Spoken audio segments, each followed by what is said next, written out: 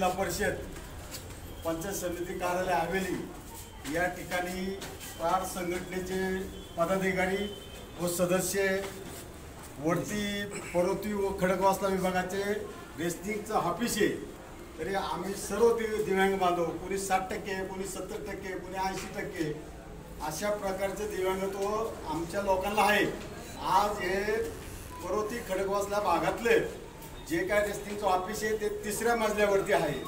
तर आता आमचे दिव्यांग आज इथं लिफ्ट बंद आहे, 3ऱ्या मजल्यावर कसे जाणार हे शासनाने विचार करावा आणि पंचायत समिती कार्यालयाचे जे काही गट विकास अधिकारी त्यांनी विचार करावा। आज आता आमची परिस्थिती अशी आहे, आता हे जिने चढायचे आमचे दिव्यांग कसे कसरत करतात हे तुम्हाला दाखवतो। हे सर्व सांगण्याचा उद्देश असा का पंचायत समिती हवेली तालुक्याचे गट विकास अधिकारी साहेबांनी लवकरच लिफ्ट चालू करावी अशी मी प्रहार दिव्यांग क्रांती संघटनेचा पुणे शहराध्यक्ष विष्णुपंत बाजीराव गुंडाळ आपणास विनंती करतो।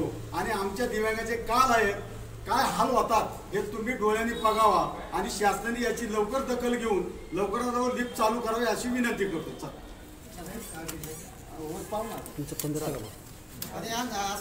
थांबा, मी वरती जातो।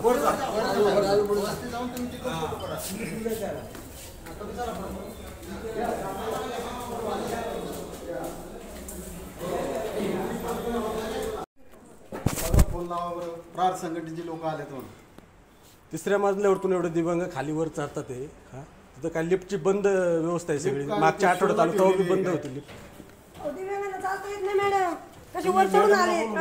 त्यांना फोन करा, फोन करा तर कोणती असेल कुणी ठेवली? हा हो, 2-3 वर्षापासून हे चालू आहे तुमचं। तुम्ही काय सांगू नका लिफ्ट बंद आहे वगैरे।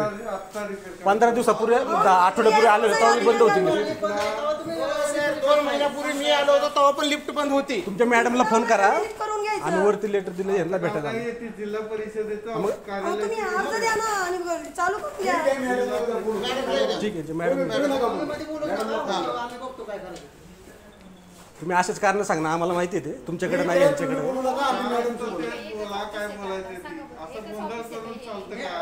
आमच्या दिव्यांग लोकांना तुमच्या तुमचं जे सहाय्यक परिमंडळ आहे इथं आमचे दिव्यांग निगडीत विषय असतात। मग आज 3ऱ्या मजल्यावर असेल तर 80% दिव्यांग यायचं कसं?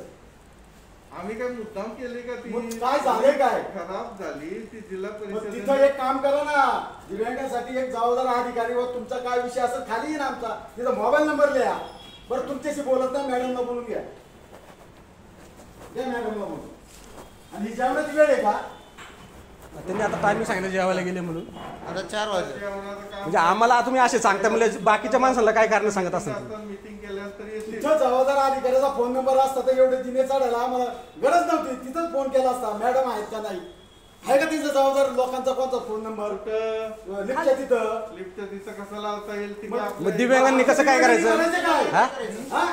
करायचं काय दिव्यांगांनी? सगळ्याच गोष्टी बोला, मी शांतशी बोलतो की नाही? मी बोलतोय। तुम्ही काय म्हणता मग आम्ही काय करायचं म्हणल्यावरती? आम्ही काय करायचं म्हणलं तुम्ही कसं काय म्हणता? मग तसं तुम्ही बघा, इन्चार्ज कोण आहे? मॅडमशी बोलतो नका बोलू तुम्ही। तुम्ही बोलूच नका, तुमच्या मॅडमला फोन करा। आम्ही इथं काय हलणार नाही कुणी मॅडम येत तो। हो, विषय म्हणून तर आलोय ना। तुमचा काय विषय आहे? दिव्यांगांचेच विषय ते मॅडमलाच बोलायचे। सगळे दिव्यांग आहेत या त्यांच्याशी बोलतोय ना। अहो जे दिव्यांगच आहेत ना सगळे आहे ना, आपला विषय शांततेत मांडायचा। आता 2 वर्ष झाले ह्याला शांततेत, अजून काही झालेलं नाही। लिफ्टचा आहे तोच प्रॉब्लेम आहे। तुमच्या आधी 2-3 अधिकारी येऊन गेले तिथं। नाही झालं तिला, ती आता लिफ्ट खराब झाली, ती चेंज करायची कारण जुनी लिफ्ट आहे म्हणून त्यांनी। तुमची बदली कधी झाली साहेब इथं? 30 ऑक्टोबर 2024। मग त्याच्या आधी येऊन गेलेलो आहे आम्ही। आल्यापासून लिफ्टनेच येतो, लिफ्टनेच जातो। म्हणजे बंद नाहीच आहे तुमचं म्हणणं? लिफ्ट मध्ये बंद पडली असेल एखादा दिवस 2 एखादा नाही, बऱ्याच वेळेस असते। आम्ही ह्याच्या आधी पण आलेलो आहे, हेच सांगितलेलं आहे, पण ते लिफ्टचा प्रॉब्लेम पण आहे। लिफ्ट आमचे तुम्ही बोलू नका, जाऊ दे। काहीतरी कारण सांगायला एवढं तुम्हाला नीट उत्तर देता येतं, तुम्ही बोलू नका। मी सांगतो तुम्हाला, तुम्हाला काय म्हणलं? तुमच्या वरिष्ठांना फोन करा।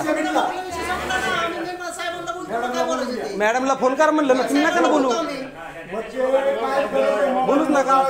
काय गरज आहे करायची? दिव्यांगांचे विषय आहेत. मॅडम असेल त्यांनाच बोलू ना, आम्ही लेटर घेऊन आलो द्यायला. घेऊन आलोय. तुम्ही बोलू नका, शांततेचं आवाहन करू नका. तुमची जी भाषा होती ना, मोबाईल नंबर काय लावायची गरज आहे? फोन म्हटलं मोबाईल तुम्ही म्हणले ना मोबाईल नंबर कसं काय लावता येईल तिथं म्हणून. काय गरज आहे का तिचा मोबाईल नंबर लावायची म्हणून? काय बी बोलू नका. जी बोललोय ते बोला. मग तुम्ही बोललाय तेच बोलतोय ना. असं नाही बोललो मी. मोबाईल नंबर लावायची काय गरज आहे म्हणून. मग अशी तुम्ही काय म्हणलं की कृपशी मोबाईल नंबर लावायचं त्यांना वर अधिकारी येऊ शकले नसते ना. अधिकाऱ्यांना तुम्ही काय करा direct साहेब, वाद घालू नका. मॅडमला फोन करा आणि बोला, काय प्रॉब्लेम नाही. मॅडम काय येते त्याच्यावर बोलू आम्ही. ते काय होईल, शब्दाला शब्द वाढत राहणार. शांततेत राहण्यासारखा विषय नाही. आता लय दिवस झाला वैतागलो आम्ही ह्या गोष्टी. काय करणार सांगा आता? दुसरा पर्याय काय? फक्त विचारलं मॅडम. आता रस्त्यावर बसायचं, बाकी खाली जाऊ. प्रॉब्लेम सॉल्व्ह करता येतात की नाही. कोणत्या गावी प्रॉब्लेम सॉल्व्ह होतात आता तुम्ही काय म्हणले लिफ्टचा विषय काय आत्ताचा नाही, लिफ्ट चालू होती असं म्हणलं तर काय बोलणार आता? रिपेअर करायचं चालली. 2 महिने 3 महिने लागतात तुला सगळं काढायचं ती आणि नवीन बनवायची. त्याच्यासाठी तुम्ही काय ते पर्याय काढा ना, दिव्यांगासाठी काय करता येईल मग त्याच्यावर. आता ते आपल्या हातात आहे का? त्यासाठी मी काय म्हणलं, मॅडमला फोन करा, जे तुमचे मी आहेत वरिष्ठ त्यांच्याशी बोलू. सहाय्यक परिमंडळ जे आहेत तुमचे आणि म विभागाचे ते जबाबदार अधिकारी त्यांच्याशी आम्हाला बोलायचे, तुमच्याशी वाद घालायचा नाही. मला मॅडमशी बोलायचं.